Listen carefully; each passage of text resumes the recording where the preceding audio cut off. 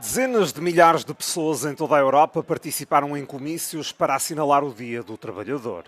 O feriado é celebrado em mais de 160 países para marcar as lutas e conquistas do movimento operário.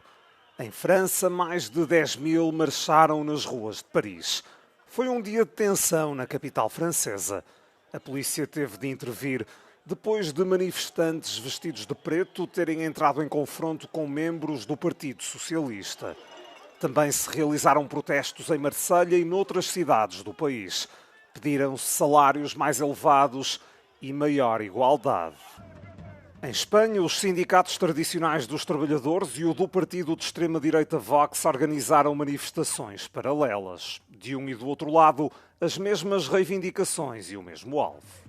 El trabajo en España está mal, muchas horas, poco sueldo, la vida está cada vez más cara y el gobierno no hace nada. Em Atenas, o 1º de maio juntou milhares de trabalhadores em frente ao edifício do Parlamento grego. Levantaram-se bandeiras e vozes para pedir condições de trabalho dignas e celebrar as batalhas ganhas. Και εννοείται ότι είμαστε εδώ για να τιμήσουμε την εργατική πρωτομαγιά που μετά από πάρα πολλούς αγώνες και με πάρα πολύ μεγάλο κόπο κατάφεραν οι εργάτες να κατακτηθεί το 8ωρο, οι συνθήκες εργασίας κτλ. Os manifestantes gregos sublinharam a importância da união dos trabalhadores contra o que dizem ser o poder dos capitalistas, do imperialismo e da ganância corporativa. Donald Trump nomeou Mike Waltz como embaixador norte-americano nas Nações Unidas. O anúncio surge depois de ter sido noticiado que o presidente dos Estados Unidos iria afastar Waltz do cargo de Conselheiro de Segurança Nacional. É a primeira grande remodelação no segundo mandato de Trump à frente da Casa Branca. Marco Rubio, secretário de Estado, assumirá interinamente as funções de Conselheiro de Segurança Nacional. O papel de Mike Waltz no governo federal já estava fragilizado. Em março, esteve envolvido na divulgação de informações secretas sobre um ataque norte-americano aos Houthis do Iémen. Adicionou o editor da revista The Atlantic ao grupo em que o tema era debatido no Signal, uma aplicação na internet para troca de mensagens encriptadas.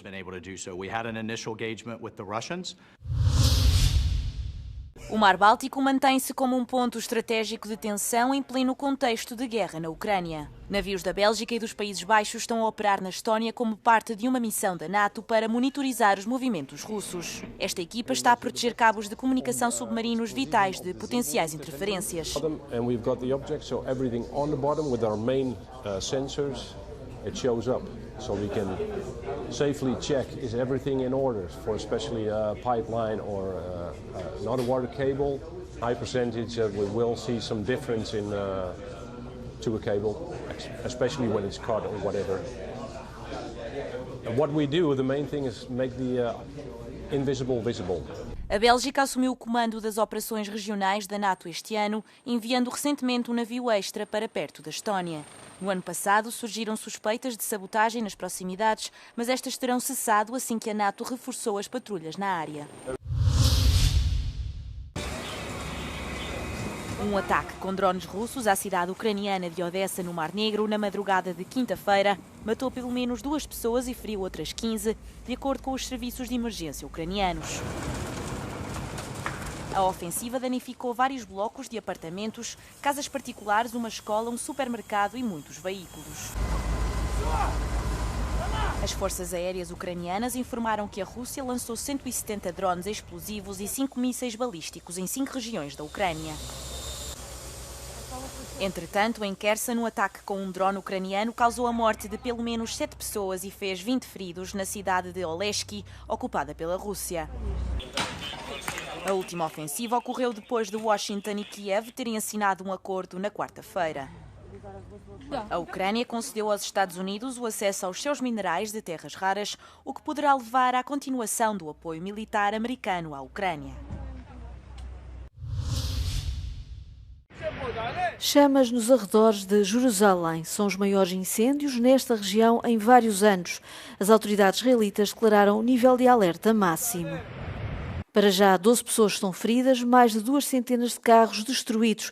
Isto depois de as chamas terem atingido a autoestrada que liga Jerusalém a Tel Aviv. O governo de Netanyahu fez um pedido de ajuda internacional, mas foram poucos os países que responderam.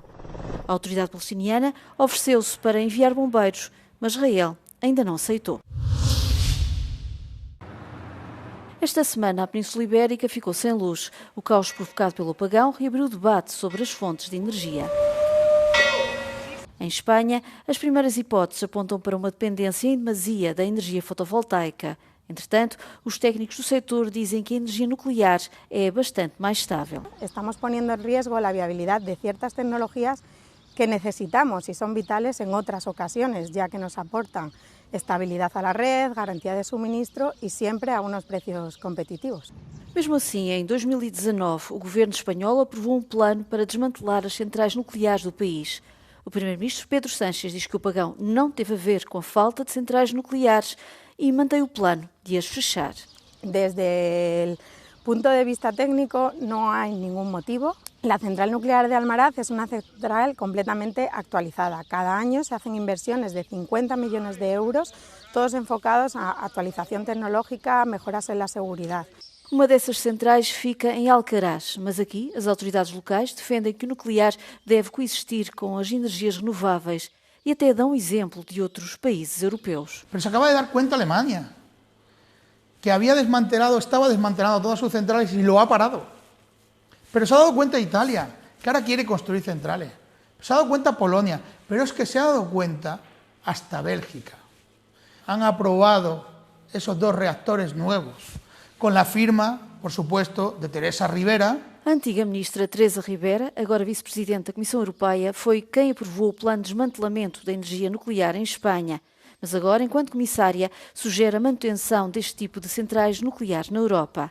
Mas Madrid não dá sinais de querer voltar para trás. El gobierno autonómico está a favor de la continuidad, tanto a nivel regional, lo que es la presidencia de la Junta de Extremadura, como son las 2 diputaciones.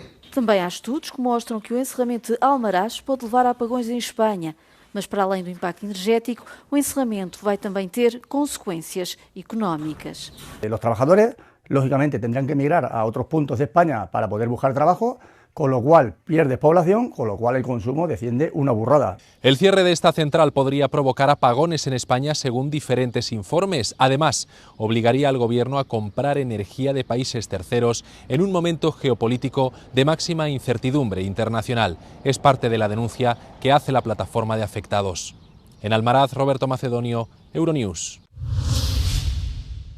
A Federação Inglesa de Futebol anunciou que as mulheres transgênero não poderão continuar a competir nas provas femininas em Inglaterra. A decisão surge após um acórdão do Supremo Tribunal que limitou a definição legal de mulher a quem pertence biologicamente ao sexo feminino. I'm obviously extremely pleased, that our young girls and our women are going to get their sport back again, which is free from males.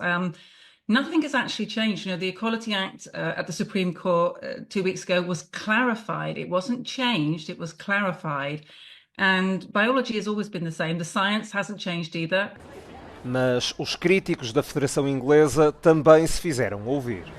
The British Medical Association have already said that the Supreme Court ruling is scientifically illiterate. And, anyone who's played women's football knows that we all have a wide variety of bodies. What we really want from the FA is more support for young women playing football. We've been asking for years for more money, more support, more initiatives to support young women into football. And instead, time and energy is being devoted to exclude trans people from football. A proibição deve entrar em vigor a 1 de junho. O presidente interino da Coreia do Sul, Han Duck-soo, demitiu-se do seu cargo de primeiro-ministro na quinta-feira. Han anunciou que, após refletir, decidiu apresentar a sua demissão para assumir uma responsabilidade de maior peso. Tudo indica que Han se irá posicionar ao lado do Partido do Poder Popular, a principal força conservadora, enfrentando o candidato liberal Lee Jae-myung. Segundo a comunicação social sul-coreana, Han deverá formalizar a sua candidatura à presidência já na próxima sexta-feira.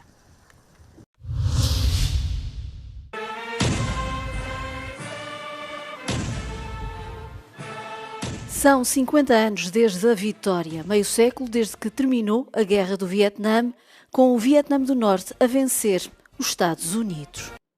Estas foram as imagens que traumatizaram os norte-americanos. A queda de Saigão, hoje conhecida por Ho Chi Minh, a 30 de abril de 1975. E a evacuação à pressa da Embaixada dos Estados Unidos a levar milhares de pessoas em apenas algumas horas. 50 anos depois, um novo capítulo. Nas celebrações de aniversário, o secretário-geral do Partido Comunista falou em encerrar o passado. To Lam também reconheceu o apoio de países vizinhos. E neste aniversário marcharam militares da China, do Camboja e do Laos, ao lado das tropas vietnamitas. O tema deste aniversário é a paz e o desenvolvimento futuro. É que, apesar de ninguém aqui ter esquecido a guerra, agora fala-se sobretudo de reconciliação e amizade. É um longo caminho desde 1965, quando as tropas comunistas do Norte entraram em Saigão, a capital do Vietnã do Sul, com o governo apoiado pelos Estados Unidos. A guerra matou quase 4 milhões de pessoas, metade eram civis.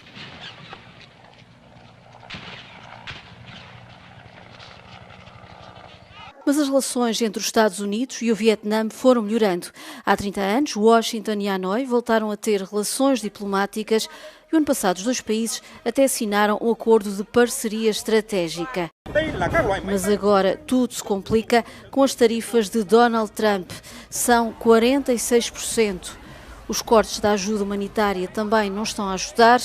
Até agora os Estados Unidos tinham apoiado o Vietnã a lidar com as consequências do agente laranja, o químico usado pelos Estados Unidos na guerra.